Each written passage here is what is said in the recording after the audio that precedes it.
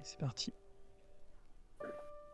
Et bonsoir, bienvenue dans ce nouveau live, ce soir consacré à Zenith, le deuxième jeu de Playpunk.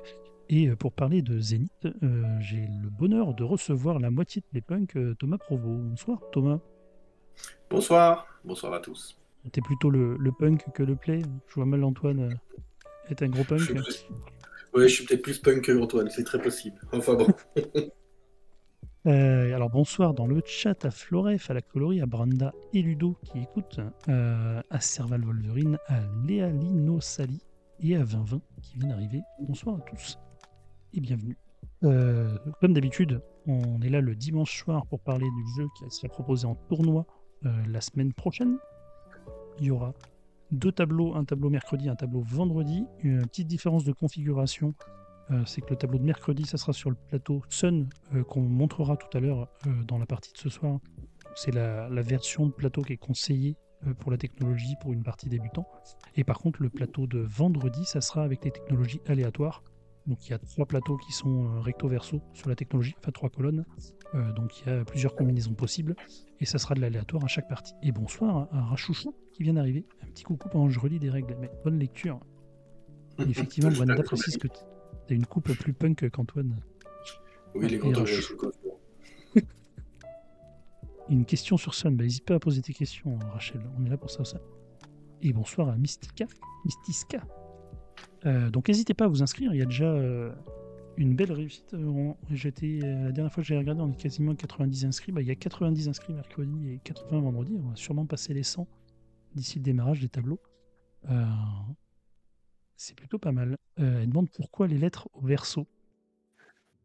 Alors, en fait, l'idée, c'est qu'il y a 8 configurations de plateau de technologie.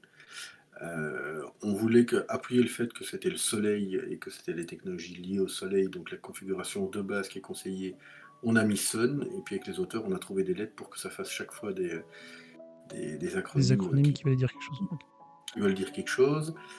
Et pourquoi est-ce que il y a une configuration de base? En fait, c'est essentiellement parce que les effets sont les plus simples et que la technologie humaine est une technologie et c'est le seul endroit dans le jeu où on peut voler l'adversaire, puisque en Sun, en U, donc, on peut voler 3 crédits au 3e étage et de l'autre côté, on peut voler un zénithium au 2e étage. Et voler un zénithium au 2e étage, si c'est votre première partie, ça peut un peu piquer.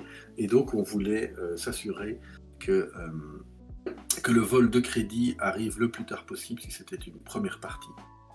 J'en profite aussi pour dire que on a mis dans le jeu une configuration pour quand vous jouez avec des débutants, si vous êtes déjà habitué au jeu, il y a un petit paragraphe sur le fait que vous pouvez donner 2 influences de plus sur Mars et sur Vénus à un joueur qui n'a pas... Avancer l'expérience. Voilà. Ça demande, je pense que c'est comme un peu comme dans Terraforming et Ark Nova, c'est vraiment pour la première partie, c'est juste une aide, puisque quand on a déjà joué, on connaît les icônes, on est déjà plus habitué, connaît le flow du jeu, donc c'est donner ces deux influences en plus est vraiment utile. Maintenant, faut pas garder cette setup-là longtemps, puisque je pense que le jeu étant facilement accessible, euh, après deux parties, une personne est tout à fait capable de Ça commencer reste avec un une. jeu initié, mais qui est facilement accessible. Après, c'est plus initié dans la tension qu'il y a dans la partie. Mais il n'y a Oui, pas 10 mais milliards d'actions possibles. C'est de la combo après sur les cartes, sur les coups, sur les pistes qu'on fait avancer ou pas. Et la tout à tension fait. d'une partie, c'est là où ça se joue, quoi. Bah, il y a quand même 90 cartes avec des icônes différentes. C'est ça vraiment qui est complexe en soi. Et en effet, l'attention. Mais l'attention, ça ne me fait pas dire que ça se joue en initié. C'est vraiment le fait qu'il y ait toutes ces icônes euh, qui fait qu'on la place en initié. C'est sûr que par rapport à Captain Flip, c'est plus complexe. Mais ça reste de l'initié. Moi, j'ai fait jouer des enfants de 8 ans sans aucun problème. Surtout que le fait qu'on puisse jouer en équipe à 4 permet de jouer avec un joueur qui n'a pas joué.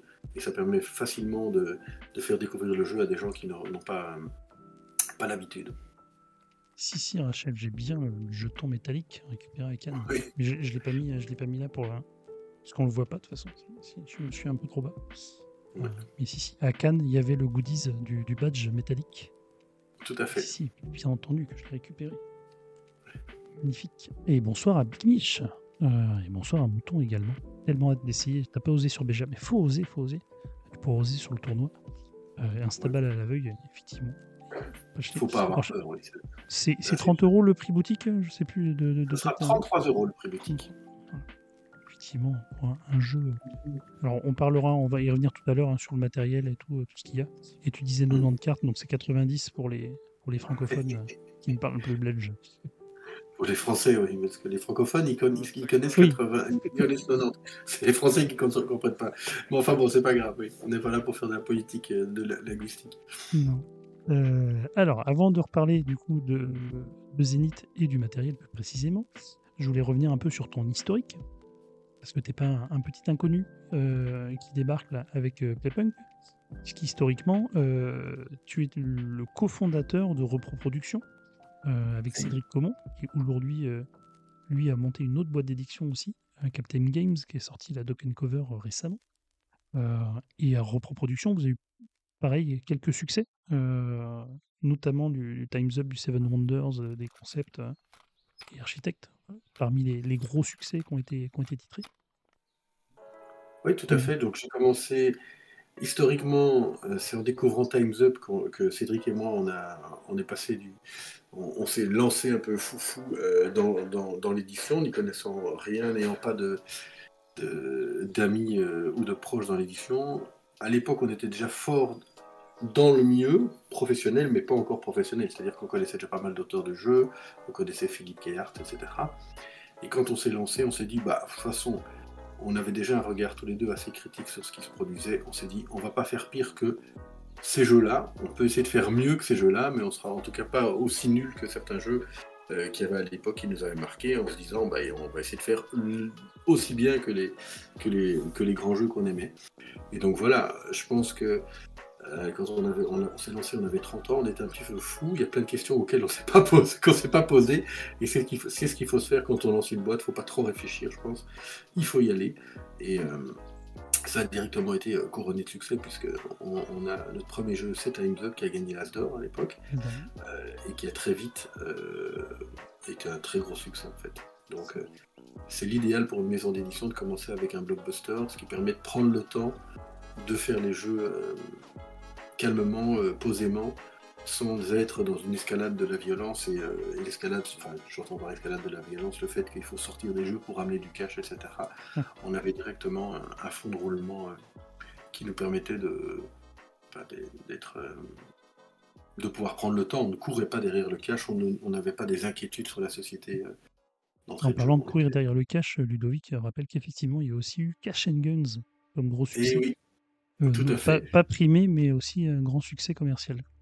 De mémoire, il avait été nominé à l'As d'or, je pense. Je faudrait vérifier. Je ne sais plus maintenant, je dis peut-être des bêtises.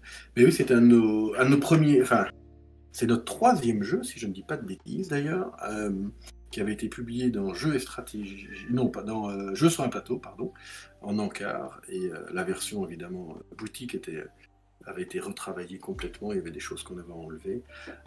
Et on avait créé les flingues en mousse pour vraiment permettre aux gens de jouer directement avec tout le matériel et ne pas se braquer avec les doigts, ce qui était quand même moins. Moins fun, quoi. C'était pas un vrai jeu.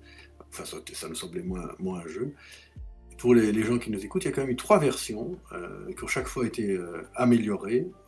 La V2 changeait complètement le système de gestion de l'argent, et la V3, c'est Stupéfix, et donc la version dans l'univers d'Harry Potter, qui, pour plein de mauvaises raisons, n'a pas été un succès, alors que le jeu est vraiment excellent, que Ludovic avait retravaillé à fond le système, que c'est qu'un jeu en équipe, enfin qu'il y avait vraiment énormément de qualité, qu'il y avait 8 baguettes différentes dans la boîte, etc. Enfin, dans notre métier, il y a parfois des choses qui... C'est très rare d'avoir des succès des échecs qu'on ne voyait pas. Et là, ce jeu-là, mais il est sorti, je pense, après le Covid, dans vraiment une mauvaise période, mais Ludovic pourrait mieux en parler que moi. Mais voilà, c'était une époque où Asmodée était plus un peu dans la tourmente, et donc je pense qu'il y a eu des problèmes de promotion, et puis surtout il est arrivé tard dans les jeux Harry Potter. Mais en effet, Oui, c'était un c'est des ça. gros Après, succès. est-ce que c'est la licence qui l'a desservi ou côté grand Je public, pense on se méfie plus. un peu des jeux à licence ou est-ce que c'est effectivement un manque de communication pour le pousser Est-ce que c'est C'est un peu l'affiliation tout ça. Gun en se disant bah, c'est un jeu, ils ont repris Gun pour remettre un thème par-dessus alors qu'au final, il y a un vrai travail qui a été fait d'amélioration du Oui, tout gameplay à fait. Parce que typiquement, dans Stupéfix, les joueurs ne sont pas éliminés, ils prennent des jetons de retard, etc. Il y avait vraiment un rapprochement à la thématique d'Harry Potter. Je pense qu'un des plus gros défauts, c'est que les jeux Harry Potter peuvent être directement connotés mass market, et le licencieur était très exigeant à l'époque, et la couverture, elle faisait vraiment... euh, tâche, c'est le mauvais mot, mais elle ne se démarquait pas du tout des autres jeux Harry Potter, donc ça c'était vraiment compliqué à vendre à cause de ça, parce que finalement les gens ils prenaient n'importe quel jeu, ils prenaient le moins cher, et Stupéfix n'était pas le moins cher. Et pourtant, pour ceux qui ont eu la chance de l'acheter, et il est toujours temps, vous le trouverez en solderie ou n'importe quoi, tout le matériel à l'intérieur, tous les graphismes sont c'est des graphismes qui ont été créés pour l'occasion, donc c'est vraiment euh, des, autant l'intérieur de la boîte est neuf, et autant le facing était vraiment le facing de tous les jeux Harry Potter Ouais, de c'est ça. l'époque, avec une boîte blanche et Harry en photo, etc. Donc voilà, ça c'est des problèmes de licencieurs, mais c'est compliqué les licences. Il y a vraiment toujours des critères difficiles à comprendre parfois que le licencieur impose, quoi. Bonsoir, Icoc. Mana qui demande qui est la tâche. On ne citera pas de nom. Ouais. Du coup, l'aventure RepoProd, elle a duré quelques années, jusqu'à ce que vous cédiez RepoProd à Asmodée. T'es resté encore quelques temps dans le giron de repos à ce moment-là? T'es pas parti totalement? Non, non. L'idée, c'est qu'on a vendu Repos après 17 ans de bons et loyaux services, que le lendemain de la vente, on quittait le navire, enfin pas le navire, c'est vraiment, on quittait la société directement, c'était nos volontés, et c'est ce qu'on avait discuté et négocié avec Marc Nunes. Cédric est parti de son côté et a rapidement créé Captain Games. Moi, je suis rentré chez Asmodée dans le management, et j'étais Head of Product Development, ce qui est un poste un peu compliqué, surtout à faire pendant le Covid. Donc l'idée était de challenger tous les studios. Dans ma tête, c'était normalement les studios francophones. Dans la tête de Marc, ça a été tous les studios du groupe, ce qui fait que ça a été très rapidement très complexe, parce que donc il y avait des studios en Norvège, je ne dis pas de bêtises, en Norvège, oui. Il y avait des studios américains, il y avait des studios brésiliens. Enfin, il y avait vraiment énormément de différents studios avec des façons différentes de travailler. Et surtout le Covid qui fait que j'ai peu eu la chance de vraiment être en contact avec les équipes de dev, à discuter avec eux des jeux, de pourquoi ils voulaient faire ce jeu-là, quel était l'axe de développement qu'ils voulaient faire, quel était l'axe graphique, quelle était la durée du jeu, quelle était leur notion ergonomique qu'ils allaient mettre en place, etc. Donc, je suis parti après 2 ans, parce que ça ne me plaisait pas, j'étais pas heureux, et j'avais des soucis de santé qui étaient finalement bénins. Et donc, je suis parti. L'idée, le déclencheur, il y a toujours une goutte qui fait déborder le vase, ça a été la découverte de Régicide. L'idée, pour ceux qui ne connaissent pas, Régicide, c'est un jeu qui a été édité, qui a d'abord été publié sur Kickstarter par des Néo-Zélandais. Comme ils avaient peur de faire un échec, ils ont simplement d'abord imprimé un jeu de cartes. Enfin, c'est un jeu de cartes traditionnel sur lequel il y a les règles de Régicide. Ils avaient peur de se planter. Et donc nous, quand j'ai découvert Régicide, j'ai fait découvrir, ben voilà, exactement. J'ai fait découvrir à Antoine, j'ai fait découvrir au studio d'abord, qui ne voyait pas ce que moi je voyais. J'étais persuadé qu'on pouvait faire un très gros succès avec ce jeu si on y apportait des modifications d'ergonomie et de rejouabilité, etc., etc. Les studios à l'époque n'ont pas flashé. Moi j'ai téléphoné à mon pote en lui disant tiens, qu'est-ce que tu penses? Antoine a joué, il m'a retéléphoné très rapidement en me disant ben, c'est vraiment génial, comme je trouve ça dingue. On a pris le mot, je ne sais plus qui a proposé à l'autre, mais on avait déjà fait des boutanes en disant qu'un jour on ferait une édition à deux. Et donc on s'est dit, bah, on va le faire à deux, ça va être cool. Donc moi j'ai démissionné le lendemain. Et on est parti en quête des droits de Régicide qu'on n'a pas eu, parce que les auteurs avaient déjà des idées sur Régicide Legacy, en fait. Ils ne nous l'ont pas dit directement, mais toutes les critiques et les améliorations qu'on voulait faire à Régicide leur paraissaient assez logiques, en fait, puisque je pense qu'ils sont brillants, et deux, ils avaient déjà bien avancé sur leur projet de Régicide Legacy, qui va sortir dans quelques mois maintenant, ou peut-être dans un ou deux mois, et qui est une version aboutie de Régicide, ce qui ne veut pas dire que Régicide n'est pas bien, hein, ce qui veut dire que Régicide Legacy, c'est la version presque idéale qu'ils auraient voulu faire, c'est-à-dire qu'on va excite les cartes à jouer avec piqueur, carreau, trèfle, on va avoir droit à une vraie ergonomie des effets, et on va avoir une énorme rejouabilité, puisque j'imagine que ça va être des runs, qu'on va découvrir d'autres choses, etc., et que le jeu va s'inscrire dans un scénario, et ce qui est un peu classique maintenant quand on va d'Icrou et le jeu de pli du Seigneur des Anneaux, où on va vraiment avoir une méca de jeu de pli, puisque Régicide, c'est pas un jeu de pli, mais enfin ça ressemble, on pourrait l'intégrer là-dedans, mais avec une mécanique de rejouabilité, de scénario progressif, et dont la difficulté va évoluer. Donc du coup, Régicide, ça s'est pas fait. Régicide a été sorti cette année par Yellow en l'état dans la version d'origine. Et effectivement, comme tu disais, ça va ressortir dans une version Legacy plus tard. Les statuts étaient posés, l'idée, la graine était posée de monter la boîte d'édition, donc vous êtes mis en quête d'un autre jeu. Oui, on a eu très peur, hein, pour le coup. On s'est dit tous les deux, comme on est très difficile, on avait déjà globalement parce qu'on se connaît depuis très longtemps, puisque j'ai édité, avec Cédric, on a édité Ghost Stories, qui était le premier jeu d'Antoine qu'on ait fait, et puis Seven Wonders. Donc on avait déjà les mêmes goûts, mais on s'est dit, c'est compliqué, donc on a fait un communiqué de presse disant, ben voilà, on est deux foufous, deux vieux du métier, on cherche des auteurs avec qui on va travailler, on cherche des auteurs qui sont prêts à se remettre en question et à travailler sur leurs produits pour en faire les meilleurs jeux possibles.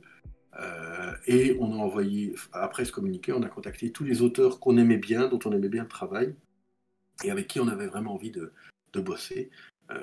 Je dis à tous les internationaux, tous les éditeurs anglais et allemands, parce que les Français, on les a pas directement contactés, puisqu'on les connaissait d'habitude, etc., que les auteurs français ne se sont pas choqués s'ils ont pas reçu de mail de nous à l'époque. Et donc voilà, et donc suite à ça, on a rencontré Paolo Mori à Essen, qui nous avait présenté plusieurs jeux, dont Toy Battle, là, qui va sortir chez Roboprod, et qu'on n'a pas décidé, donc on n'avait pas voulu faire à l'époque. C'était bien, mais ça ne nous paraissait pas encore.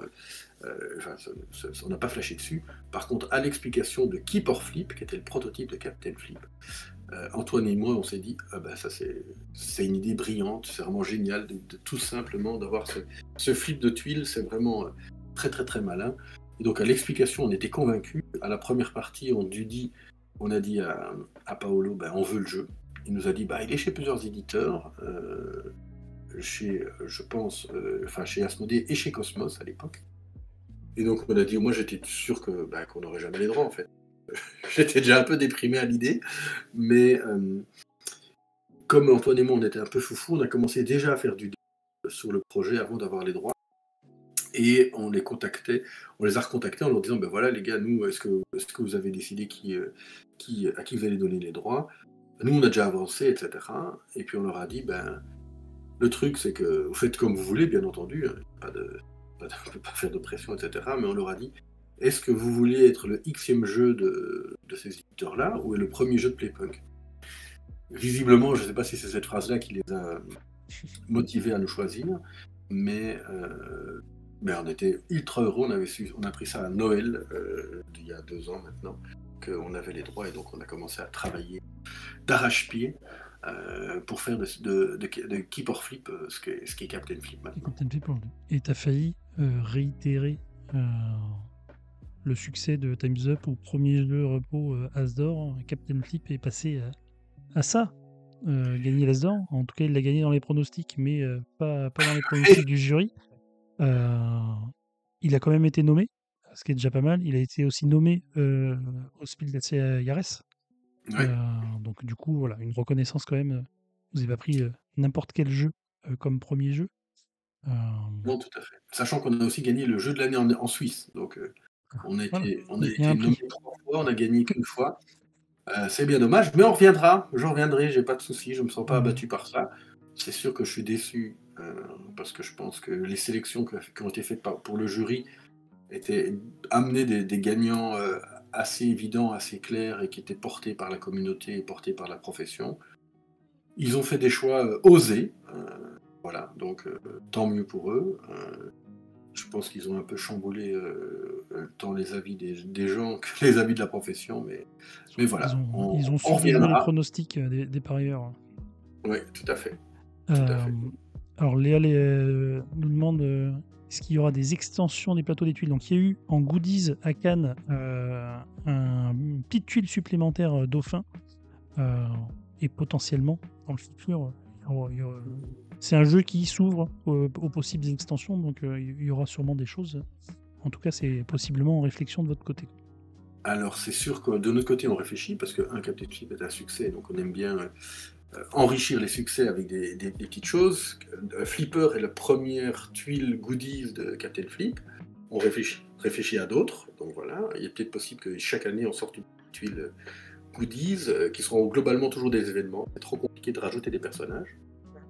Et j'ai ici devant moi, ça ne va pas ressembler à grand chose, hein, mais c'est un des prototypes de l'extension possible qui sortirait en octobre sur Captain Flip, mais rien n'est fixé encore pour l'instant.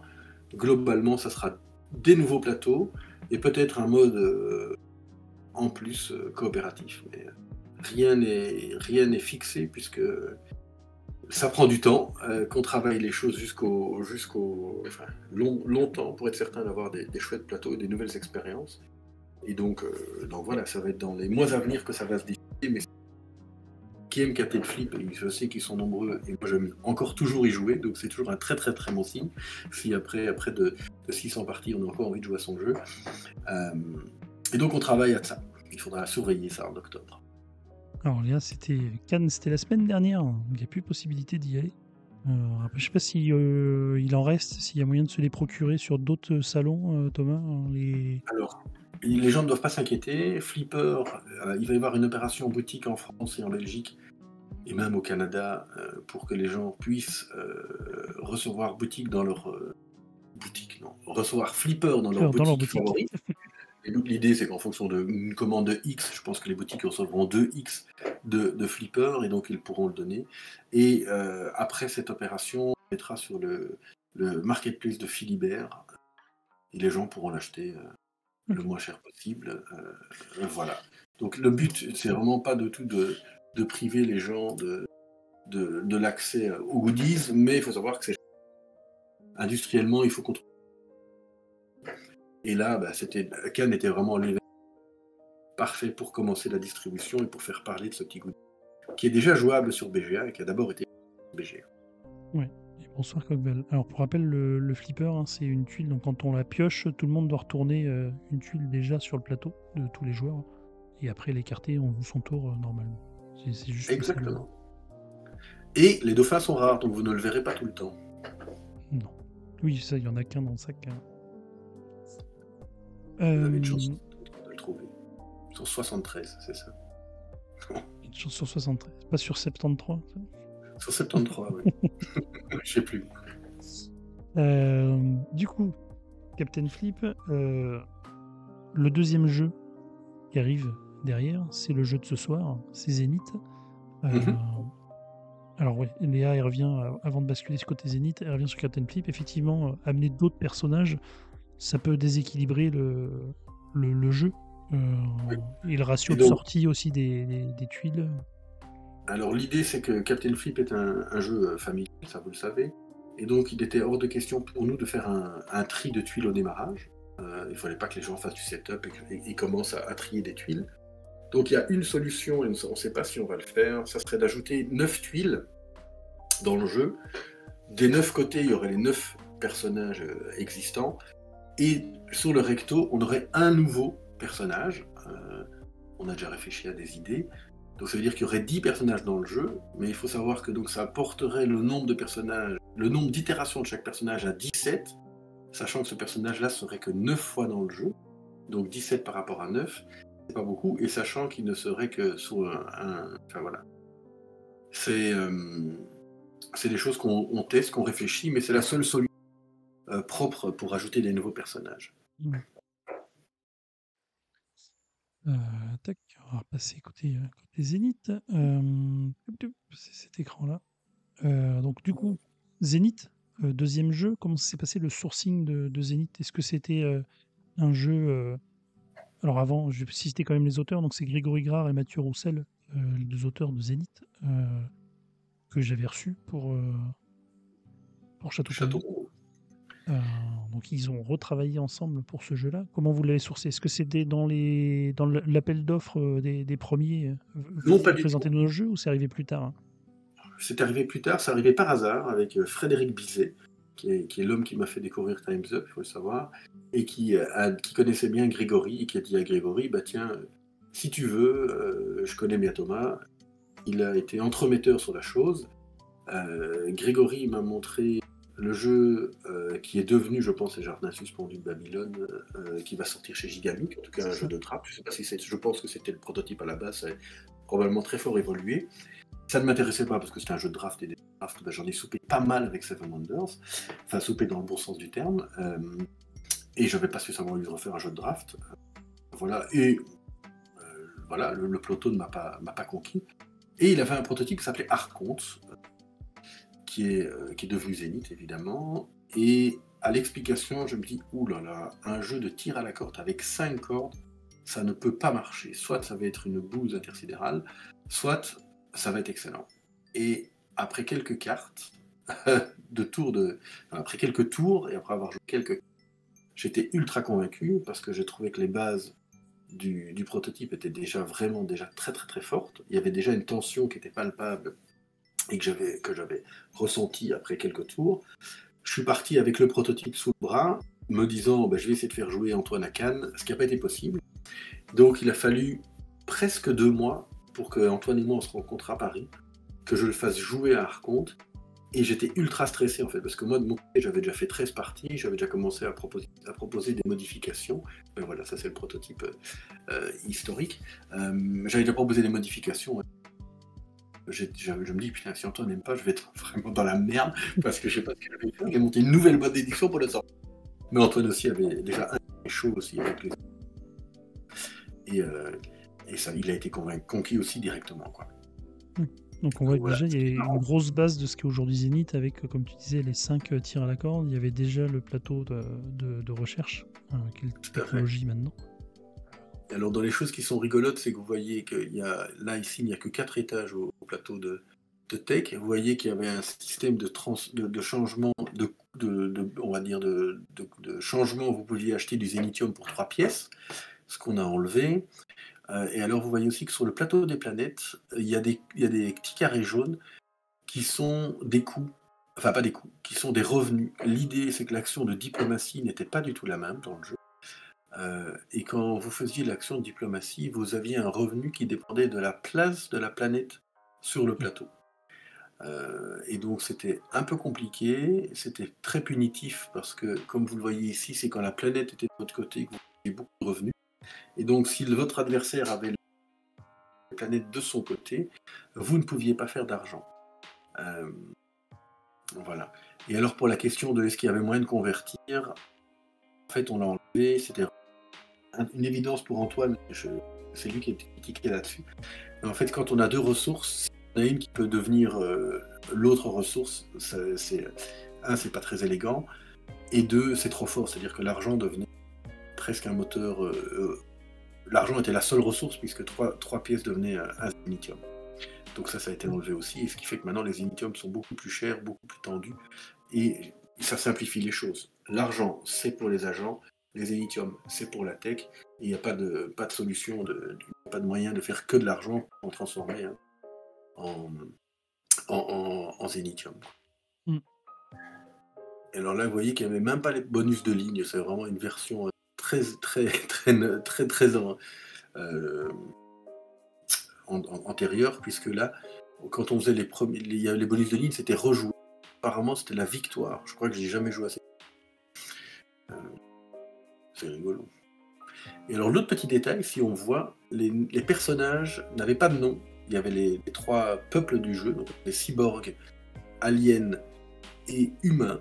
Et on a changé les cyborgs en robots, parce que le commun des mortels ne sait pas tous ce qu'est un cyborg. On n'est pas tous nés dans la génération Terminator.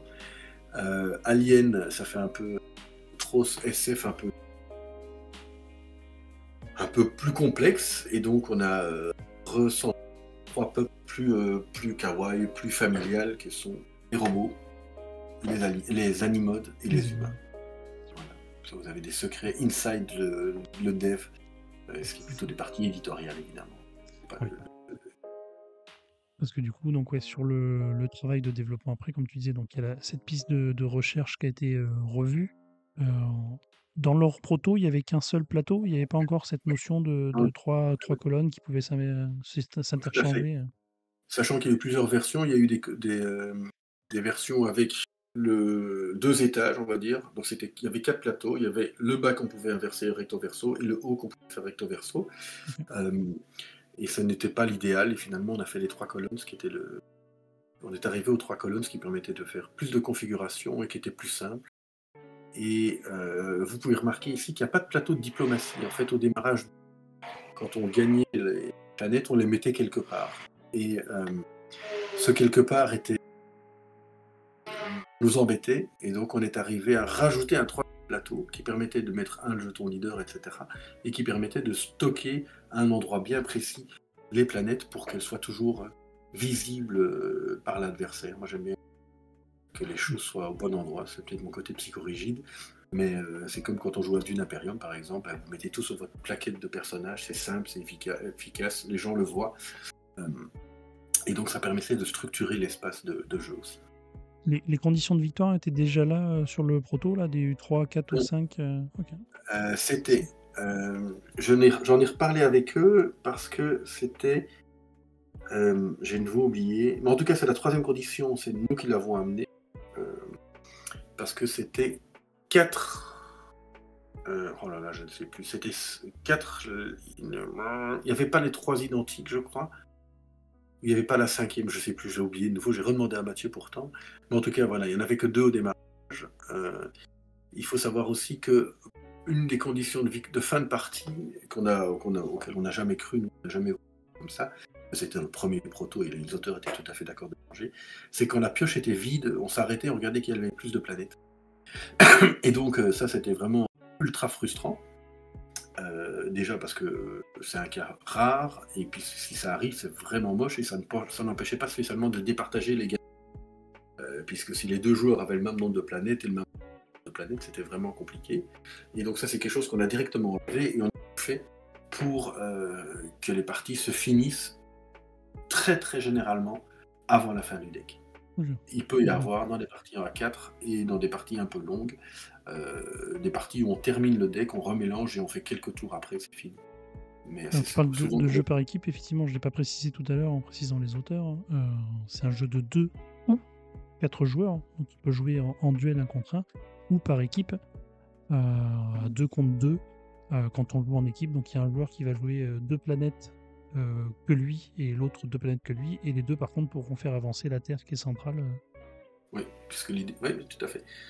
Il faut savoir que dans le prototype, les auteurs, enfin Greg avaient déjà l'idée d'une variante pour jouer à 4, qui n'est pas celle qui est dans la boîte au final. On a beaucoup joué là-dessus, et quand on est arrivé, on était proche de la variante, enfin du mode 4 joueurs qui est dans la boîte. On s'est rendu compte que c'était pas une variante, en fait, que c'était vraiment un jeu qui avait toutes ses raisons d'être, et qui n'était pas juste une petite variation du jeu à 2. Et d'ailleurs, il y a des gens qui... Je sais que le monde va se diviser à 4, les gens qui s'en foutent, mais c'est un vrai 2 ou 4 joueurs, c'est pas un jeu de 2 joueurs avec une petite variante. Les gens qui auront joué... une fois que les gens auront joué à la variante à 4 joueurs, enfin le jeu 4 joueurs, vont bien se rendre compte qu'il y a vraiment quelque chose de très fort. La métaphore que j'utilise le plus, c'est de parler de volleyball. L'idée, c'est que ce qui est très original dans ce jeu, c'est non pas qu'on joue en X, comme dans beaucoup de jeux d'équipe. Ici, les 2 joueurs de l'équipe vont jouer l'un après l'autre. Ils vont se coordonner pour savoir qui va faire quoi en premier, qui va jouer en premier. Et donc, il y a vraiment une notion de passe. Typiquement, un joueur peut... Si le joueur décide de faire de la tech, il faut voir qui va la faire. Un joueur peut faire un avant, etc. Donc, il y a vraiment moyen d'enchaîner. Il y a vraiment de la construction de combos qui est super excitante, en fait, et qui crée encore une tension plus forte dans le jeu. Donc, c'est vraiment un très très chouette mode. Et comme je sais que Ludovic Montblanc et nous écoute, Ludovic a été clé à un moment variante, puisqu'on ne savait pas qui devait être le premier joueur dans chaque équipe à chaque tour, et Ludo nous a dit arrêtez de réfléchir, vous êtes les gars, laissez-les choisir en fait. Et il nous a fallu une partie, moi j'étais... Parce qu'on avait un système avec le pion leader avant qui était compliqué, qui marchait mais qui était compliqué. Et en fait cette évidence-là, c'est vraiment l'expérience qui a parlé. Et on a fait une partie comme ça, et puis après on était conquis. Et c'était la dernière pierre à l'édifice de ce mode 4 joueurs. Bravo Ludovic. Exactement, comme quoi il en a sur une bouteille, le petit gars. Ouais. Il répond plus, il a dû s'endormir déjà. Oui, c'est possible, c'est pas très grave. Ah non, il est toujours là. Ouais. J'arrive, je résous le problème, je me casse, mais voilà, tout à fait. Alors, j'ai pas parlé non plus des illustrations. Vous avez fait appel à Nayad, illustre Oui, tout à fait. illustrateur du monde ludique, dans un style qu'on lui connaît pas forcément. Enfin, ça change un peu de ses dessins. Tout à fait. L'idée, c'est que Nayad n'avait jamais travaillé sur des jeux de SF, donc ça le faisait. Nous, on avait envie de travailler avec lui. Moi, j'avais jamais travaillé avec lui. Antoine avait déjà travaillé avec lui plusieurs fois. Et en fait, Nayad, il a énormément de styles. Il est très très brillant. Et il a plusieurs styles. Et nous, quand on l'a briefé sur la DS, on lui a dit on veut vraiment un style super cool, kawaii. On veut pas de l'espace qui fait peur, l'espace qui donne envie, tant à mes filles qu'à ma femme, qu'il y a des joueurs, etc. Et donc on est vraiment arrivé de lui presque jeunesse en fait. Moi je trouve pour certaines choses. C'est vraiment un style très épuré, très simple, qui moi je trouve est rassurant en fait, parce que il y a quand même beaucoup d'icônes dans le jeu, il y a beaucoup de choses à voir. Et donc là on a vraiment un style simple, attirant. Et on voit quand même l'espace et on voit le soleil dans le fond, donc ça c'est cool. Et je suis très content de la tranche de boîte qui s'enchaîne avec la couverture. On a vraiment l'idée, on est un peu comme un film, on voit la Terre qui arrive, il y a un côté cinématographique avec la tranche, avec la Terre en dessous. Si tu tournes de l'autre côté, avec voilà, on a vraiment la vue sur la Terre. Dans certains films, enfin voilà, délire d'éditeurs qui voient parce que les gens ne verront peut-être pas. Mais, effectivement, voilà. Et la couverture permet de montrer qu'on joue à 2 et à 4 en équipe. Et oui, parce qu'il y a le petit rappel. Le mode un peu dans l'ombre. Donc les deux avec les 2 humains, et hop, un peu dans l'ombre, on voit les deux robots, les 2 animaux qui se font face. Exactement. On a eu beaucoup de débats sur ce lapin, mais voilà. Qu'est-ce qu'il a ce lapin? Il était trop gentil, puis trop méchant, et donc on est arrivé à une bonne équipe. Voilà. Mais on va encore nous taxer que la couverture fait trop enfantine. C'est comme ça. Effectivement, Léa, à 2, c'est du 1 contre 1. C'est un vrai tir à la corde. On va s'échanger pour essayer de ramener les planètes. Tu verras les règles tout à l'heure. Mais c'est du 1 contre 1. Hop, je voulais montrer les illustrations que tu m'avais envoyées. Hop, c'était celle-là là, sur le travail qu'il a fait. Donc, le fond de couvre en noir et blanc. On voit ce petit Ouais. lapin. La coloration. Alors, la coloration a changé parce que dans les visuels d'image, j'ai retrouvé la fille avec les cheveux roses et finalement elle a les cheveux verts. Hein. Oui, en fait, je ne sais plus pour quelle raison on a changé. Parce qu'en fait, elle avait les cheveux roses et du mode équipe était déjà rose. Ça faisait ton sur ton, donc on s'est dit qu'on allait changer la punkette, qu'on allait lui mettre des cheveux verts. La punkette, elle s'appelle? Oui, c'est comme ça que j'appelle, c'est la punkette. C'est pas son nom officiel? Non, c'est pas son nom officiel. Elle n'est pas dans le jeu d'ailleurs. Ni lui. Je pense pas qu'ils sont vraiment dans les illustrations au final. C'est normal, c'est les joueurs. Des illustrations de cartes. Donc tu disais il y a 90 cartes Exactement, sachant que Nayad avait joué et que on peut jamais. Il a commencé à travailler une fois que quand le développement du jeu n'était pas tout à fait fini, mais en tout cas il avait déjà des effets de cartes, etc. On voit Punk Mary en bas à droite là, qui jette ses cartes, puisqu'en effet elle fait jeter toute sa main, etc. Donc il avait quand même il dessinait sur base des effets. C'est compliqué d'avoir des effets, parce qu'il y a quand même des effets qui sont pas toujours schématisables, mais en tout cas, il avait une idée de ce qu'on voulait donner de puissance au perso. Il avait son coup et un peu ce qu'il faisait. Donc il y avait des choses. Les petits clins d'œil dans les illustrations sur le rappel de On voit l'effet. Double Joe, là, celui qui a des pièces de zénithium. Clairement, là, c'est parce qu'il fait gagner du zénithium, etc. Là, il y a la petite punkette avec les cheveux verts en bas. En fait, elle donne 3 crédits à l'autre en échange de 2 d'influence. Et donc, on voit bien qu'elle donne les petits jetons. C'est pas évident sur toutes les cartes, mais en tout cas, il l'a fait sur base des effets, quoi.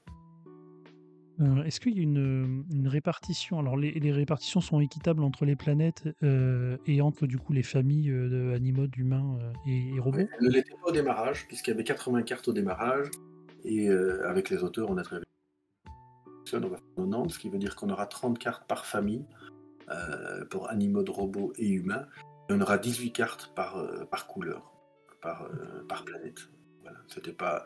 Mais de nouveau, ça c'est des détails de développement qui sont faciles pas à régler, mais à adapter durant le jeu. C'est pas ça que moi je cherche dans un jeu. Pas ces détails-là, ça c'est qui, lorsqu'on travaille, vont être améliorés, ce genre de choses, ce qui est vraiment important et pourquoi on a signé le jeu à la base, c'est ce tir à la corde et c'est ce choix d'une action parmi 3 qui est en fait excellent. C'est-à-dire que c'est un très bon équilibre. J'aime pas les jeux à une action pas les jeux parmi 4 ou parmi 5. Parmi 3, ça permet vraiment un très bon équilibre des choses. Ceux qui se souviennent dans Seven Wonders du une action parmi 3. Voilà.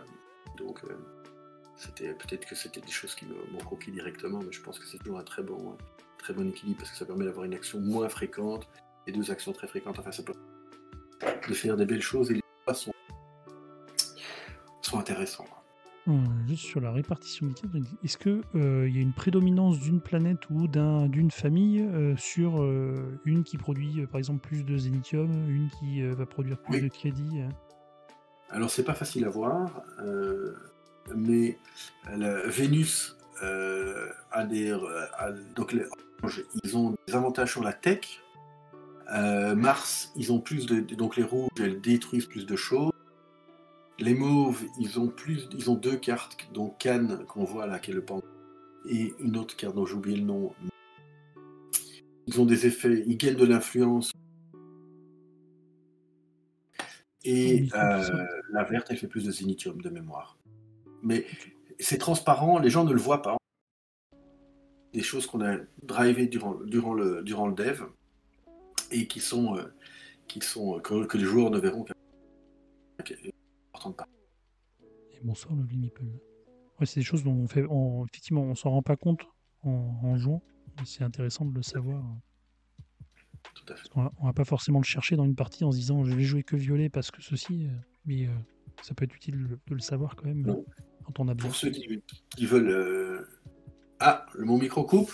Oui, ça fait 2-3 fois là qu'on n'a pas tous les bouts de phrases, mais...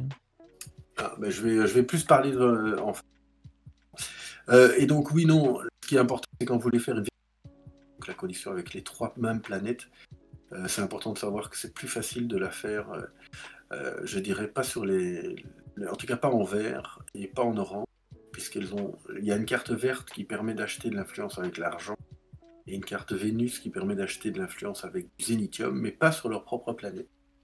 Et donc voilà, mais ça c'est quand vous connaîtrez très bien le jeu que vous pourrez commencer à faire des stratégies en fonction des cartes possibles et des effets. Puisque prendre 2 planètes de la même couleur, c'est assez facile avec les cartes de la couleur, mais après il faudra soit le finir, soit le faire avec une grosse carte.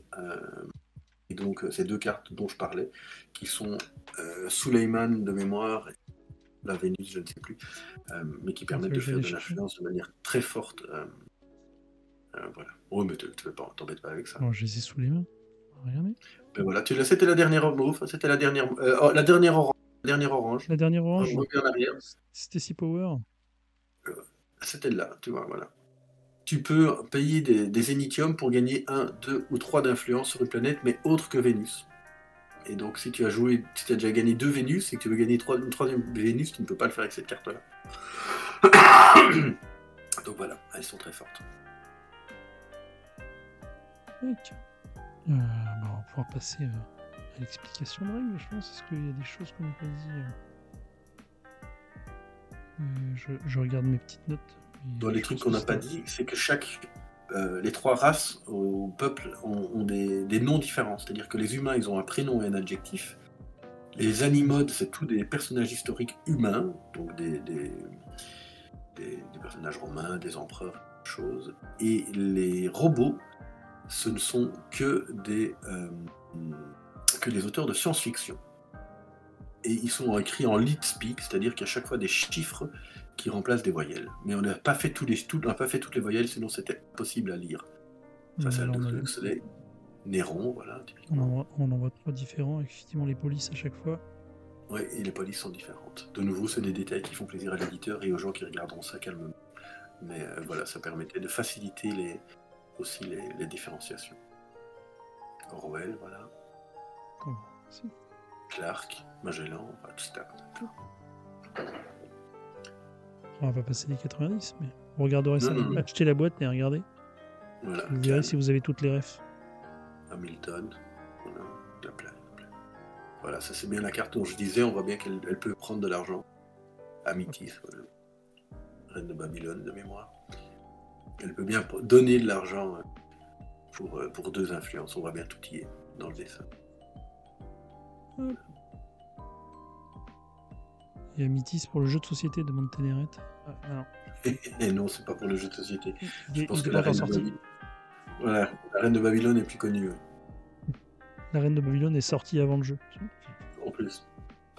Et encore, j'espère que je ne dis pas de bêtises en disant que c'est la Reine de Babylone. Je sais pas. Je t'ai fait confiance là-dessus. On va pouvoir passer à l'explication de règles. On va entrer là-dessus. Alors, je vais remettre les liens dans le chat du tournoi. N'hésitez pas à vous inscrire. Alors, est-ce que je réexplique toutes les règles ou est-ce que je réexplique comme tu veux. Soit j'ai le matériel sous les mains, donc soit je fais et tu me rattrapes si je dis des bêtises. Bon, non, je peux le faire, pas de souci. Donc le but du jeu, c'est durant le jeu, vous avez chaque fois que et c'est donc un tir à la corde, chaque fois que vous venez de l'influence, vous tirez vous. Si vous arrivez à amener la planète dans la zone de capture, qui est le rectangle de couleur de la planète, vous prenez la planète, vous la mettez à droite sur le plateau de diplomatie, et on remplace la planète par une autre. Voilà. Il y a 3 conditions de victoire. Soit une victoire absolue si vous gagnez 3 planètes de la même couleur, soit une victoire démocratique si vous gagnez l'influence de 4 planètes de couleurs strictement différentes, et voilà. Et vous avez la victoire absolue si vous avez 5 planètes, quelle que soit leur couleur. Vous la mettrez dans le dernier taquet du plateau d'influence et vous aurez rempli directement la 5e. Voilà. À votre tour, vous allez jouer une carte de 3 manières possibles. Et puis vous allez piocher des cartes en fonction de votre niveau de leadership. La première action, c'est de jouer un agent. Les agences, toutes les cartes sont des agents. Elles ont tout un coût en crédit en haut à gauche. Et pour jouer un agent, vous allez payer son coût en crédit. Vous allez le mettre dans la colonne Donc ici, par exemple, si vous jouez Watson, il vous coûtera 1 crédit. Puis, vous allez, une fois que vous l'aurez payé, vous allez faire toutes les actions de la gauche vers la droite, dans cet ordre-là, sachant que tous les agents ont toujours 1 d'influence sur leur planète, et puis ils font des trucs. D'accord ? Tout est obligatoire, sauf si vous voyez un petit triangle. S'il y a un triangle, vous n'êtes pas obligé de faire l'effet. Et ici, par exemple, Watson vous fera piocher, vous fera mobiliser une carte, donc vous allez piocher une carte que vous allez mettre de votre côté sans faire d'effet. Et puis, je ne sais plus ce qu'il faisait. C'est les petits triangles, voilà. Eh bien, par exemple, voilà, ici. Donc ici, par exemple, lui, vous pouvez faire une technologie humaine en payant 1 de moins. Vous n'êtes pas obligé de le faire, c'est Dr. Wissen. Mais si vous voulez le faire, vous pouvez faire le premier niveau de techno gratuitement. Si vous faites le deuxième niveau de techno, il faudra payer 1 de moins. Donc, voilà. Petit détail très important, pour chaque carte qui sont déjà dans votre colonne de cartes, chaque carte est d'une réduction de 1. Donc si vous avez déjà une carte rouge, la prochaine carte Mars vous coûtera 1 de moins. Donc par exemple, celle-ci ne coûtera que 3. Charlie's Gun ne coûtera que 3. Elle mobilisera une carte, elle transférera une carte et elle détruira une carte de la tête. Ça, c'est l'action jouer un agent. L'autre action que vous pouvez faire, j'ai déjà expliqué, mais il y a 3 races dans le jeu. Et les races ne sont pas liées aux couleurs, elles sont bien liées au type de peuple. Vous pouvez faire une technologie. Pour faire une technologie, vous devez choisir le type de technologie que vous voulez faire, animal ou robot, et payer le coût en zénithium. Et ça se passe sur le plateau à gauche, le plateau du soleil. Vous voyez qu'il y a 3 colonnes qui correspondent toutes au type de technologie. Et sur la partie, on va dire, basse de l'écran, vous avez le coût. Le premier étage coûte 1, le deuxième étage coûte 2, etc. etc. Voilà. Si je veux faire une technologie Animode, donc je défausse un Animode de ma main, je paye 1 zénithium et je monte mon petit curseur de tech au premier étage, et dans ce cas-ci, je gagne 2 zénithium. Il faut savoir que plus tard dans la partie, si je refais le niveau 2 de technologie, ça me coûtera une carte d'Animode, 2 zénithium, et petit effet, je vais cascader les étages que j'ai faits. Donc, première chose, ici, je ferai un influence sur 2 planètes adjacentes. Puis, si je suis le premier joueur à avoir atteint ce deuxième étage de technologie, je prendrai le jeton bonus qui ne sera pas remplacé. Ici, je gagnerai 1 zénithium. Et puis, je referai le premier étage où je gagnerai 2 crédits. Si je refais le troisième étage de la technologie Animode, je transférerai 3 cartes. Donc, je prendrai 3 cartes qui sont posées sur le bateau de mon adversaire. Je les mettrai de mon côté sans faire des effets. Puis, je reprends 2 influences. Un influence sur 2 planètes adjacentes. Et puis, la technologie, c'est lent, mais c'est de plus en plus puissant. Et dernière chose sur le plateau de technologie, il y a les primes de ligne. C'est tout en haut sur la droite, enfin en haut du plateau de tech. Si vous avez fait tous les niveaux 1, vous pouvez avoir vous aurez 1 d'influence sur n'importe. Vous aurez fait tous les niveaux 2, vous aurez 2 d'influence sur n'importe quelle planète. Et si vous avez fait le niveau 3, vous aurez 3 d'influence sur une planète. Il y a vraiment 2 façons de gérer la tech, soit de vous monter en palier. Les paliers sont peut-être moins forts, mais ils vous permettront de les faire plus souvent, parce qu'avoir 5 cartes du même peuple, c'est pas si simple. Et donc, par contre, en avoir un peu de tous les peuples, dans l'ordre que vous voulez, c'est parfois très très pratique. Donc ça c'est vraiment, mais là je parle de stratégie. La dernière action que vous pouvez faire, c'est prendre le leadership. Là ça se passe sur le plateau tout à droite, et c'est tout simple, vous défaussez une carte, il n'y a pas de coût, pas de zénithium, pas de crédit, et vous faites l'effet qui est indiqué. Le premier effet, quel que soit le peuple que vous défaussez, c'est de prendre le jeton leader. Si vous n'avez pas le jeton leader, vous le prenez. S'il est chez votre adversaire, vous le prenez, vous le mettez du côté 5. Si vous avez déjà le jeton du côté 6. J'expliquerai ce qu'il fait dans 2 secondes. Si vous avez défaussé un robot, vous recyclez l'énergie du robot, et donc vous reprenez un crédit. Si vous avez défaussé un humain, les humains sont cupides, vous prenez 3 crédits. Et si vous avez défaussé un animal, les animaux sont diplomates, vous mobilisez 2 cartes. Donc mobiliser, c'est piocher ici 2 cartes du paquet et les mettre de votre côté sans faire les effets. Vous aurez les réductions et vous pourrez utiliser ces cartes aussi lors de certains effets de cartes, parce que certains effets de cartes vous demanderont de détruire des cartes que vous avez déjà jouées. Voilà, ça c'est les 3 actions possibles: jouer un agent, faire de la tech ou faire de la diplomatie, et après ça vous devez repiocher des cartes pour en avoir votre niveau de base, c'est 4. Si vous avez le jeton leader 5, vous piochez pour avoir au moins 5 cartes. Si vous avez le jeton leader niveau 6, vous piochez pour avoir au moins 6 cartes. Voilà, ça c'est toutes les règles. Tout le reste, ce n'est que des icônes, et dans la boîte de jeu, vous trouverez 2 aides de jeu qui vous par joueur, ou une par équipe qui vous permettront d'expliquer toutes les icônes. Je vais juste expliquer, voilà, tout à fait. Là, c'est l'aide de jeu avec le tour et les conditions de victoire. Il y a les recto verso parce que ça fait 4 joueurs, puisqu'il y a des petites subtilités. Et il y a le listing d'icônes. Globalement, je pense et j'espère que vous trouverez que l'ergonomie est bonne. Tout est assez cohérent. Quand c'est gris, c'est Joker. Quand il y a une flèche blanche, c'est prendre vers vous. Quand il y a un rectangle avec un point d'exclamation, c'est une position. Voilà, mais je ne vais peut-être pas toutes les expliquer maintenant, ça serait un peu trop. On verra en jeu après pour le. On verra en jeu, tout à fait. Et merci à Vavin qui a reconnu mes talents d'hôtesse de l'air. Oui, tout à fait. Chez nous, on dit bis bricola, mais c'est pour les Belges. Je vais montrer les petits jetons, parce que là, on voit bien le jeton de la Terre, on reconnaît bien les continents. Tout à fait. On n'a pas parlé de ça tout à l'heure dans la partie éditoriale. Donc, c'est du Rewood. Donc, c'est du Rewood. C'est produit en Allemagne par une société qui s'appelle Wissner, et c'est à 80% des déchets de bois et 20% de liant écologique. Voilà. C'est plus compliqué à faire, c'est les mêmes techniques que le plastique. C'est juste un peu plus compliqué, et c'est pour ça qu'on est en retard, parce que l'usine, on lui a demandé, en fait, il y a beaucoup de formes différentes, etc., beaucoup de couleurs différentes, et donc ça prend plus de temps que ce qu'ils avaient imaginé. Mais voilà. Le violet que j'ai pas. Voilà, il y a les 5 planètes, et les dessins ont été faits par Dominique Breton, The Blad.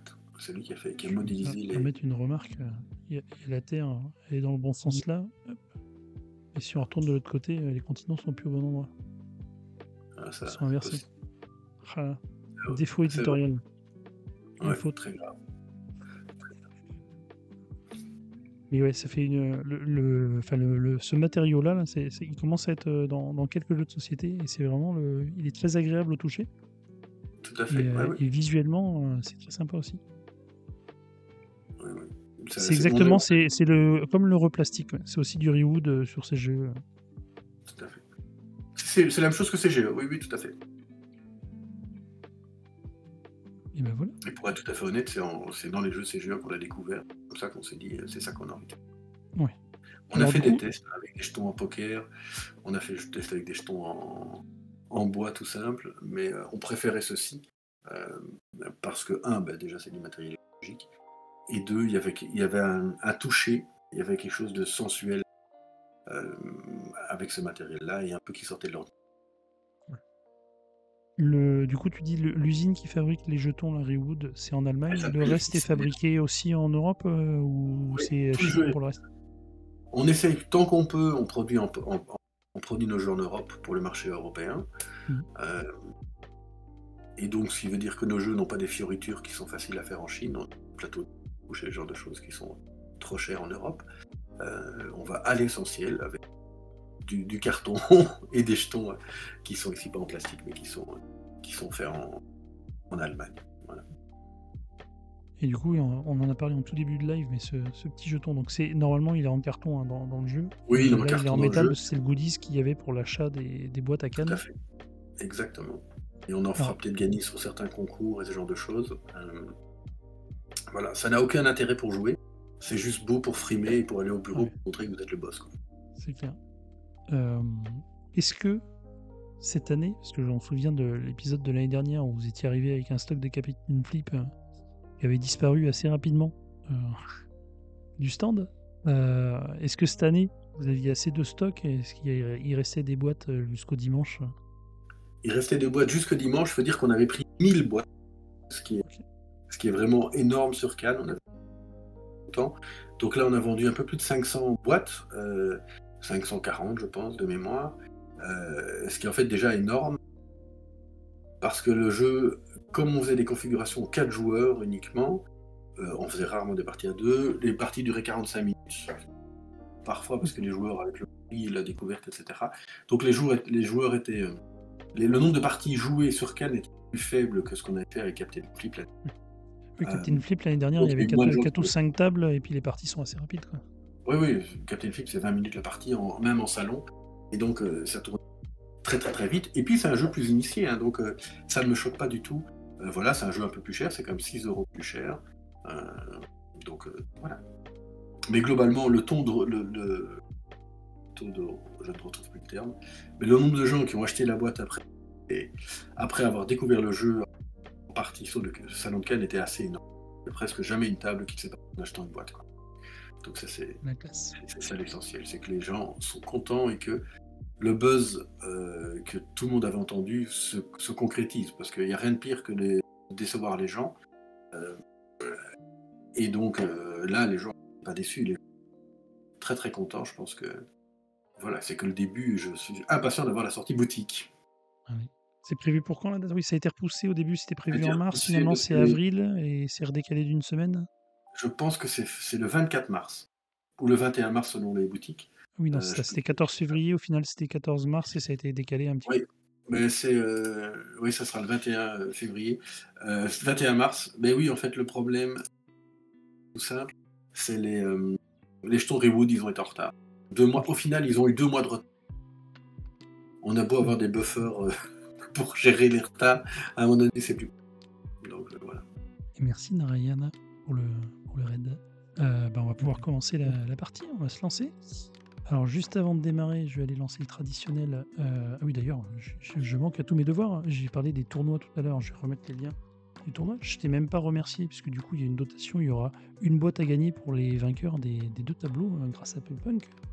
Donc merci à toi et à Playpunk pour les gagnants. C'est un plaisir. Donc n'hésitez pas à vous inscrire, participer et tenter de remporter ces boîtes en bleu. Et on va les lancer le traditionnel petit concours. Et là je remercie Board Game Arena, parce que du coup Board Game Arena offre un mois d'abonnement premium pendant le déroulé de ses lives. Donc faites point d'exclamation BGA dans le chat pour participer au tirage au sort. Et on tirera le gagnant en fin de live, à l'heure après la partie. Et ben c'est parti, bonne partie à toi. N'hésitez pas, si vous avez des questions sur les règles, le jeu, le déroulé de la partie, pendant la partie, on répondra avec plaisir.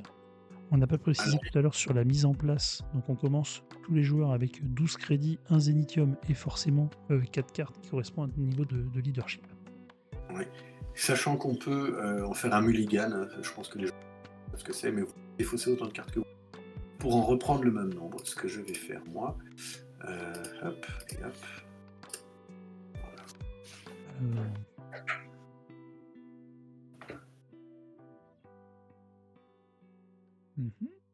Alors, si les gens jouent sur BGA, il suffit de laisser leur souris sur la carte, l'explication. Ça.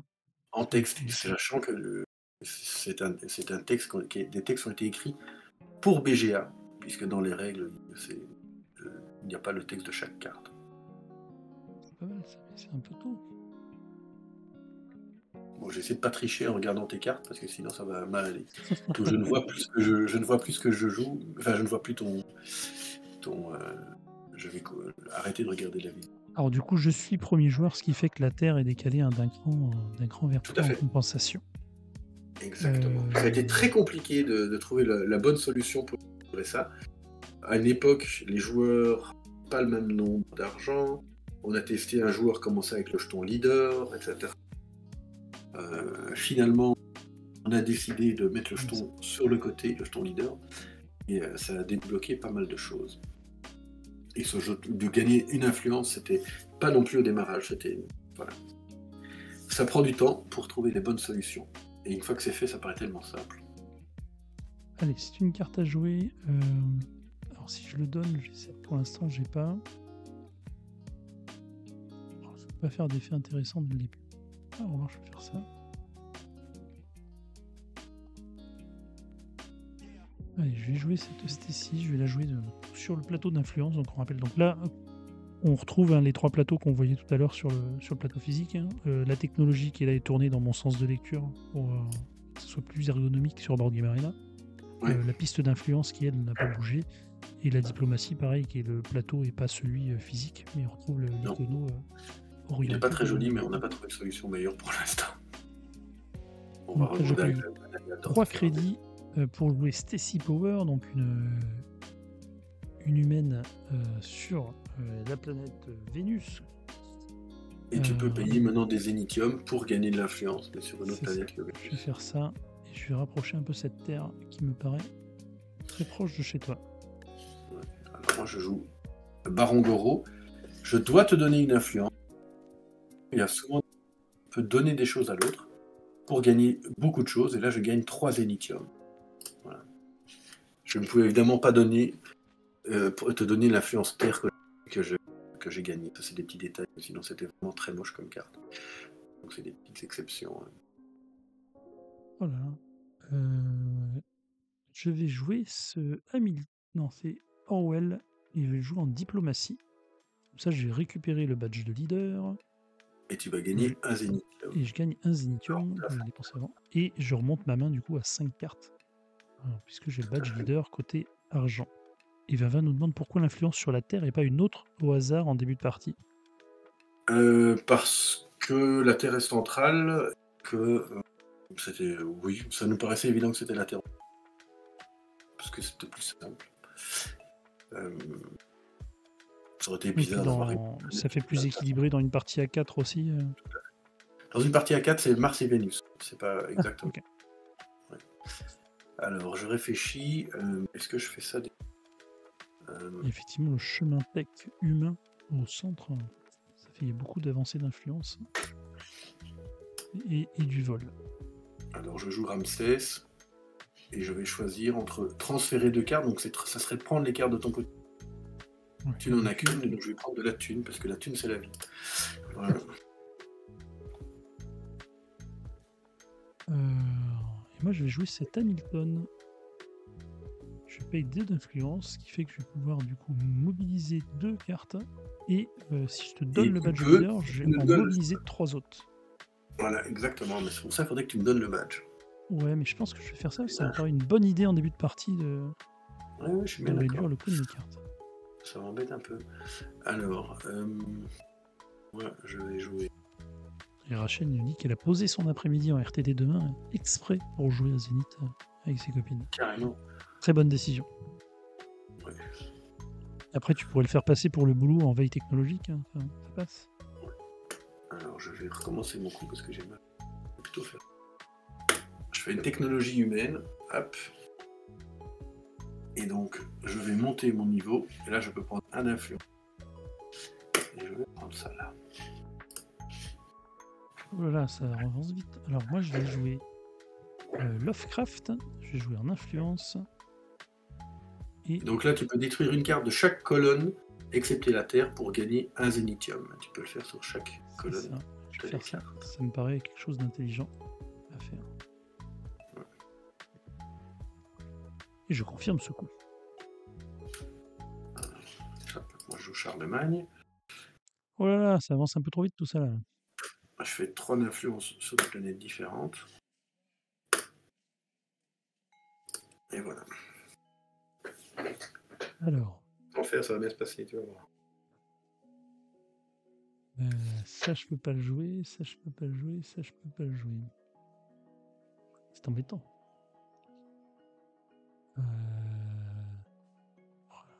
Je vais jouer celle-là. Donc, je vais me débarrasser de Secret Kali. Je vais la jouer en technologie humaine pour rapprocher un peu cette terre. Elle s'approche dangereusement. Et je confirme.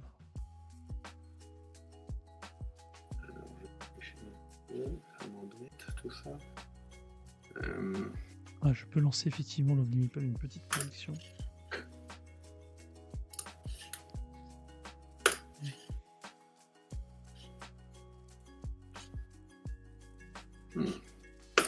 Je vais prendre de la diplomatie avec un robot. Hop, je fais un zénithium. Prévu comme Thomas est parti. Je me fais pas beaucoup d'illusions sur l'issue de la partie. Mais il ne faut pas désespérer. C'est un jeu qui reste très tendu jusqu'au dernier tour. Tout à fait. Il n'y a vraiment pas de doute à avoir. Une petite carte gratuite. On va jouer une carte gratuite. Voilà, et donc tu mobilises une carte et tu reçois 5 crédits. Parfait, moi je fais ça. Donc moi je fais une technologie humaine, je fais donc le 2e niveau. Donc là je vais mobiliser 2 cartes. Puis je vais prendre un zénithium et je vais refaire un influence. Voilà. Miret qui dit je crois en toi, mais qui vote pour toi. Il va dire que son doigt il a ripé quoi. Alors, comment je peux faire ça?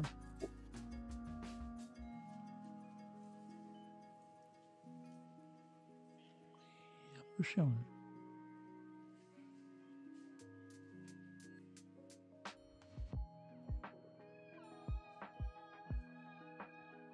Oh là là.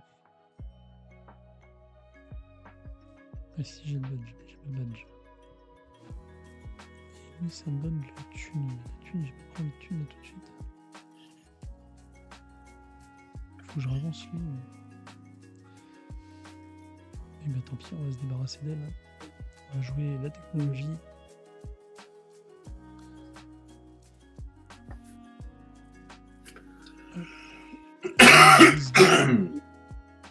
Oui. Et on va refaire avancer un peu la Terre.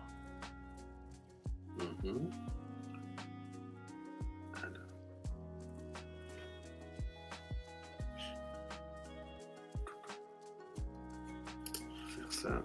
On fait le troisième techno. Donc là, je te vole 3 crédits. Pas très sympa. Non, je sais bien, mais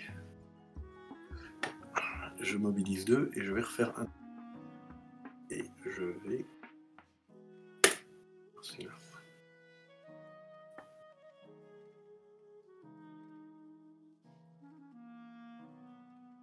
Et moi, je vais jouer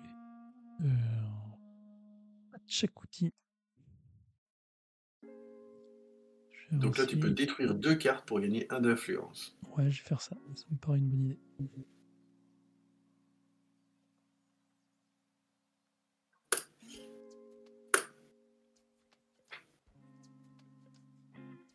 Ouh, le 3 Initium, il fait mal. Ouais. Si tu l'as payé avec mon argent, très content. En plus, oui. C'était de l'argent pas cher. Allez, je vais jouer ça. Tac, ce qui me permet de gagner la planète orange, de gagner 3 Initium, de gagner le badge leader. Mais en contrepartie, je te lâche un petit Initium. Quoi, parce que je suis un mec sympa, moi. Tout à fait. Tu m'embêtes un peu. Non, je t'offre du Zénitium. Et on n'est pas embêté quand on reçoit du Zénitium en cadeau. Bon, alors je vais faire ça. Je vais quand même faire la tech, même si je ne vole pas les 3. C'est parce que c'est un beau coup, je le fais. Hop. Oh. Je vais gagner 3 d'influence sur 3 planètes adjacentes. Hop. Ah, tiens, il a fait comme ça, lui, ça. Attends, on va refaire. Je ne pensais pas qu'il ferait comme ça. Voilà.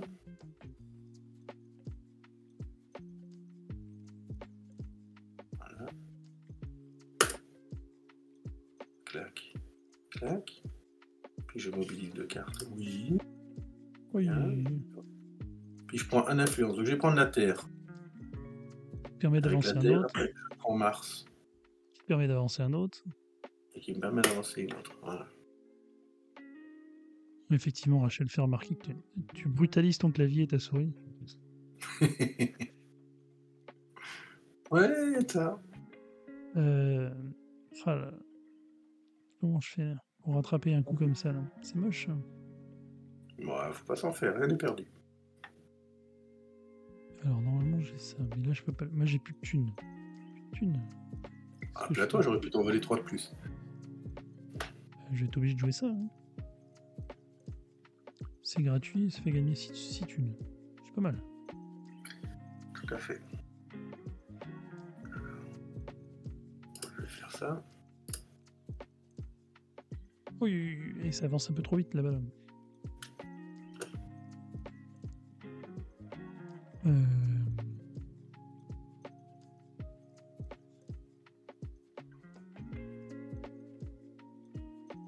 Ah, remarque, je peux aller là. Est-ce que j'ai un humain? Oh, mais elle, j'ai pas envie de m'en débarrasser. Ouais, je vais le faire quand même. Je vais faire de la technologie. Tac. Oh, puis une Suzanne qui part en techno, quoi. Eh ouais. Elle était chère. Et c'était une humaine, quoi. Ouais, mais elle est très très forte. Je mobilise 2. Et on va ramener un petit peu Jupiter près de chez moi. Tu m'embêtes. On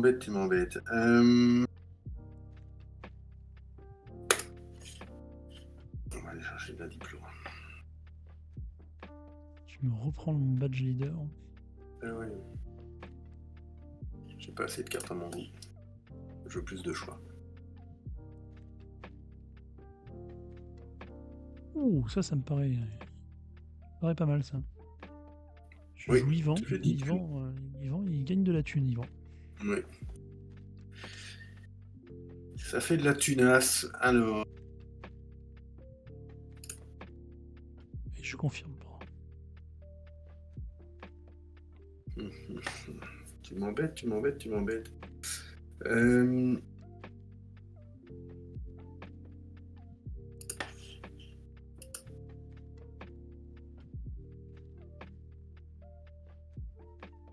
Non, c'est 2 petits crédits. Oui, oui.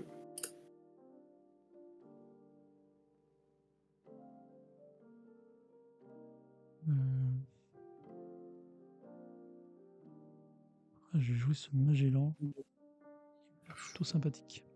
Ah oui, c'est pas bon pour moi, ça, Magellan.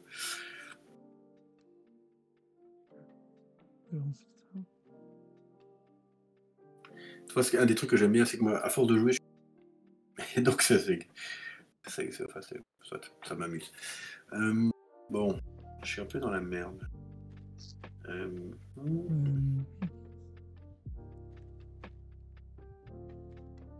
Voilà, c'est dur, ça, c'est la purge.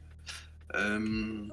Alors, je trouvais que tu avais un peu beaucoup de cartes de ton côté. Il était temps un peu de les rapatrier. Oui, je vois bien. Je vois bien le problème. Je cerne le problème. Je vais faire ça. Alors, oh là là. Oui, tu passes côté or. Tu veux plus de cartes. Alors, oh là, qu'est-ce qui s'est passé là? Problème?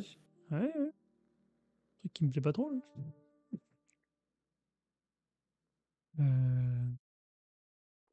Si, ça c'est presque gratuit ça.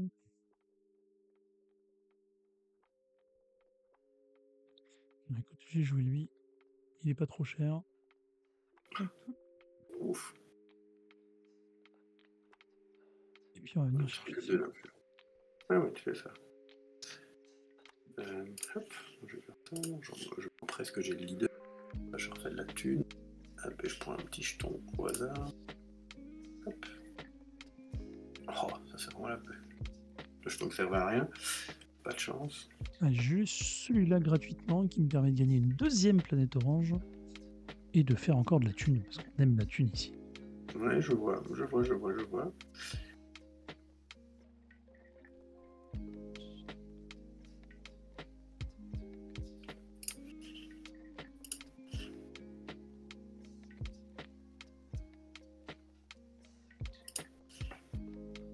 Ah, c'est gentil ça. Ouais, c'est gentil. C'est pas fou, mais... Ah, faut que je confirme, c'est bon. Bon, comment je vais m'en sortir? Écoute, lui, il est gratuit. J'ai bien envie de le jouer. Oui, je comprends. Je comprends. On va faire ça gratuitement.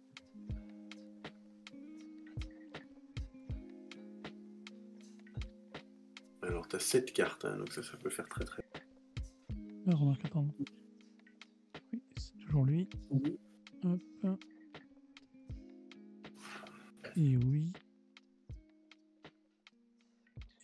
Est-ce que je te vole le bleu? Parce que les bleus, tu vas vite me croquer avec les bleus.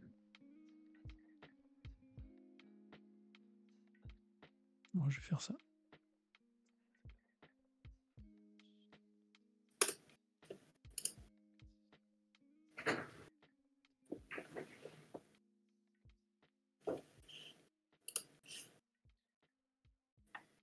Alors. Réfléchissons bien, parce que là, ça devient intéressant.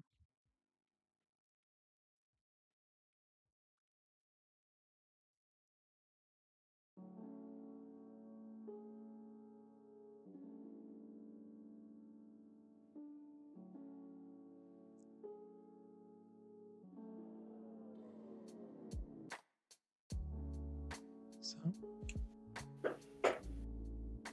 Oups. Jeune homme. Alors, Si, hein, vous avez rien vu.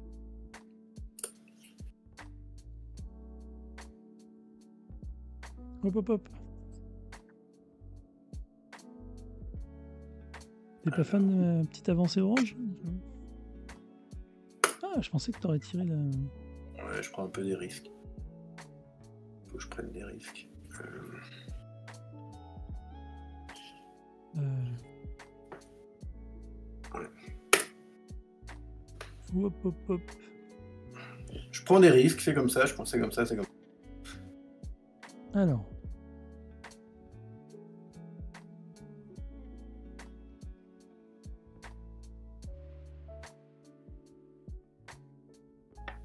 Non, si tu réfléchissais que t'as pas la carte, c'est déjà ça.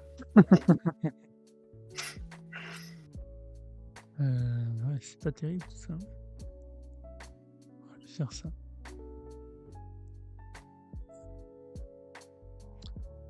Je vais jouer Chambers qui va me permettre de gagner pas mal de Zénithium. Ça, j'aime pas non plus, parce que c'est vrai que ça fait.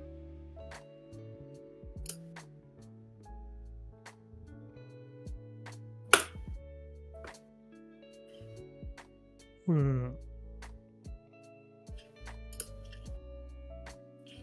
J'ai joué lui.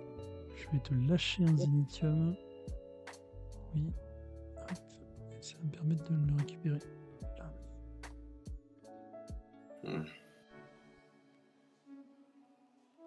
Alors, hop.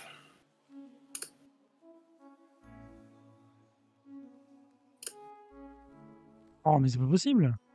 Oui, quand même. Que crois-tu, jeune homme? Non. Permettez-moi de vous dire que vous êtes un peu pénible. Mm-hmm. On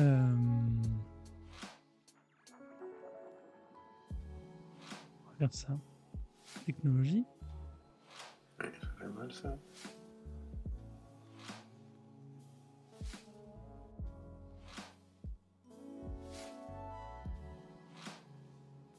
Ah, oh, ouais, ça change pas grand-chose. Oui.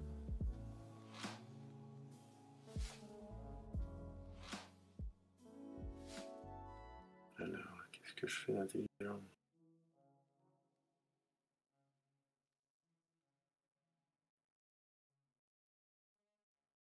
On va faire ça quand même, hein. Hop. Ça suffit.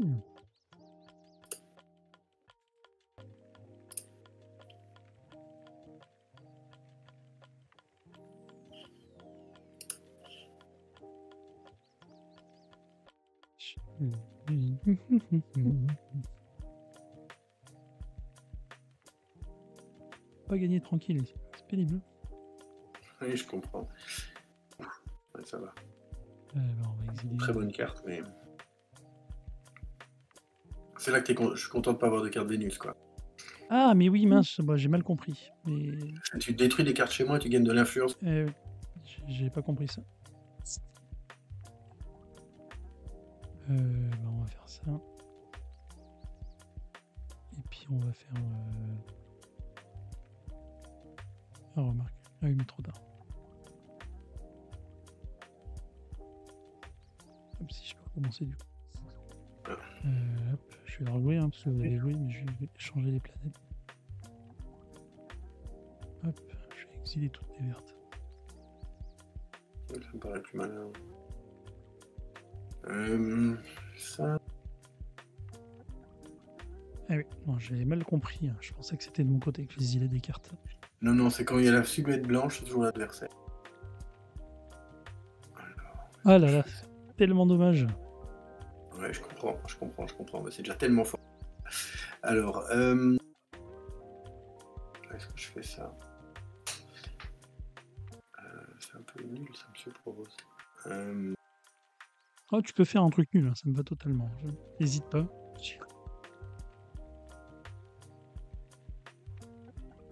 Ah, tu me repiques. Oh là, et puis ça avance de partout. Ah non, ça va, c'est que ton premier.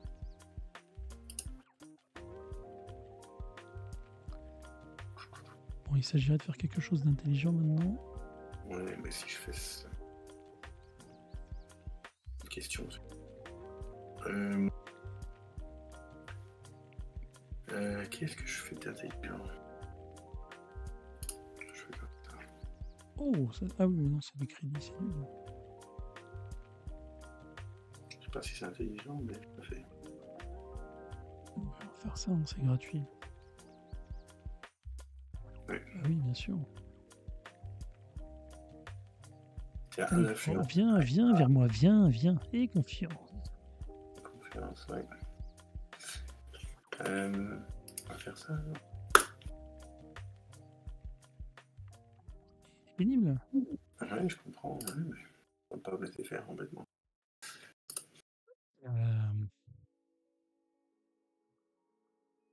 Écoute, on va faire ça, hein, c'est gratuit.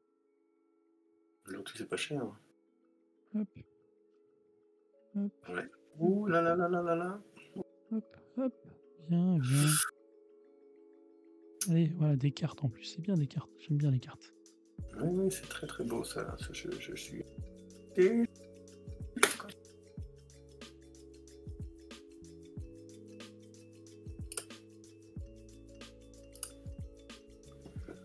Non, mais ça se terminera non jamais. T'inquiète pas. T'inquiète pas, ça va finir bientôt. Qu'est-ce que tu nous prépares avec ta thune là Ah bah si, mais c'est gagné. Ouais, à mon avis. C'est gagné. Ouais. Tu défausses toute ta main. Joli. Ouais. Joli. Alors attends, sur quelle planète je vais faire? Tu peux choisir. Si tu veux gagner, tu prends Vénus. Excellent. C'est pas c'est la victoire la plus dure, hein, donc très beau. Quel panache. Ouais, merci aux gens qui avaient cru en moi. Ouais. Probablement le moins de monde que moi, quoi. Bah écoute, on va valider cette prédiction. Ouais. Alors, hey, 61% qui avaient voté pour moi quand même. Et, ah oui, mais en thune, par contre, il y avait plus de gens qui avaient voté pour toi. Il y a le double de personnes, il y avait 6 personnes qui avaient voté pour toi, contre 3 seulement qui avaient cru en moi, mais qui avaient cru avec beaucoup plus de thunes. Et ben bravo à vous. Ouais, bien joué. Comme quoi, vous voyez, même quand on est... on a déjà beaucoup joué, c'est pas... J'ai fait des mauvais choix, je m'en rends compte. J'aurais pas dû faire ce niveau tech de 4 trop tôt. J'aurais dû garder pour te voler de l'argent. Trop greedy sur la victoire. Je pensais de faire une victoire en blitz. Très joli. Comme quoi, à un moment, je pensais très très mal, mais voilà, c'est un jeu qui est vraiment jamais fini et qui est très tendu jusqu'au dernier tour. Ah ouais, tout à fait. Et j'étais pas inquiet quand t'as pris la deuxième. Et puis ça m'a foutu dans la merde. Malmené, quoi. C'est le principe même de cette histoire-là. Pas trop les mains. Floref qui annule sa précommande de Zénith suite à ta défaite. Et très déçu. Je comprends, il faut le faire. Je serais pareil, j'allume ma précommande aussi. De je sais pas quoi, je vais allumer une commande chez Philippe. Ouais, tu vas annuler une commande. On sait pas laquelle. Mais... écoute, on va pas se relancer peut-être sur une deuxième, je pense que ça suffira. Ça va peut-être être un peu long après si on se relance. On va aller voir s'il y a quelqu'un d'autre qui est en live pour aller faire un petit raid. En attendant, je vous précise, donc je vous donne rendez-vous la semaine prochaine. Ça sera sur Odin avec Mathilde Delvétique et les Crocotam pour parler des illustrations aussi du jeu. Gagnant de l'As d'or, malheureux pour toi. Concurrent qui était en face. Et oui, effectivement, 20-20, je vais faire le tirage. On va retrouver, hop, je vais aller tirer ça tout de suite. Et je vais pouvoir vous donner aussi le programme plus lointain, parce que j'ai du programme qui est fait pour un petit moment déjà. Donc j'ai dit, la semaine prochaine, ça sera Odin avec Mathilde Delvétique et Crocotam. La semaine suivante, ça sera King of Tokyo Duel avec le chef de projet chez Yellow, Max Tobias, et l'illustrateur Quentin Regnès. Le 30 mars, ça sera les architectes d'Améthyste, avec d'Améthyste tout court, avec Jérémy Ducret. Le 6 avril, ça sera Living Forest Duel avec Cédric Lefebvre des Ludonautes. Et après, je serai absent pendant 3 semaines en voyage au Japon, mais il y aura des tournois pendant ce temps-là. Et je reprendrai les lives en mai. Je tire le gagnant. Hop. On va faire ça. Et bien, on va y arriver. Internet qui galère un petit peu. Mais pourquoi ça marche pas? Ah mais parce que le trou est pas. Enfin le. Je ferme les entrées. On a joué tellement vite que le tirage au sort n'avait pas le temps de se terminer. Est-ce que Aladrim est toujours dans le chat ou pas? Eh oui, effectivement, le Fige, t'as eu un Fige. Alors, t'es pas resté tout. T'es resté jusqu'au dimanche soir quand même? T'es toujours là. On est resté jusqu'au lundi. Parce que t'étais venu en famille, il y avait ta femme et une de tes filles qui étaient sur le stand. Mais une de mes femmes et une de mes femmes. Ma femme et une de mes filles sont parties. On va lancer des rumeurs ce soir, attention. Oui, oh là là, je suis pas inquiet. 20 ans qu'on est mariés, pas mariés, mais pas inquiet. Hop. Je t'ai envoyé le code, l'URL de la dernière fois fonctionne toujours à la Dream, bravo à toi, merci d'être présent. Hop.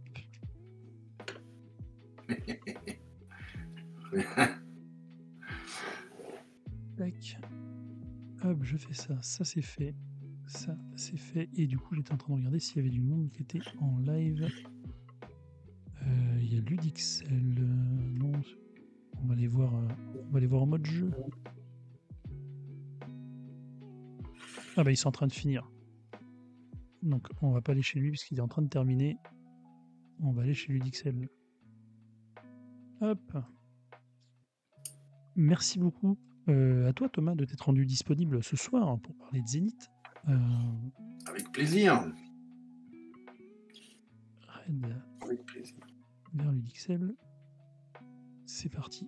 Donc je vous donne rendez-vous donc semaine prochaine pour Odin. On n'a pas parlé du futur Playpunk. Vous êtes en train de sourcer des jeux. Est-ce que vous avez déjà des pistes ou, Non, on n'a rien. On a des pistes, on a des projets qui nous semblaient pas mal. Pas encore signés parce que la base, les fondations du jeu n'étaient pas assez solides. Ouais. On a envoyé aux auteurs, on leur a demandé de retravailler. Parce que l'idée, c'est que chez Playpunk, on signe des jeux qu'on trouve très bons déjà pour en offrir des excellents, selon nous, bien entendu. Mais il faut que le proto soit déjà très bon. Historiquement, la période de dev permet d'améliorer le jeu, de le peaufiner, etc. Mais un jeu moyen deviendrait qu'un très bon. On va toujours de faire des. Évidemment, c'est pas très modeste, mais c'est vraiment. La qualité du jeu, c'est.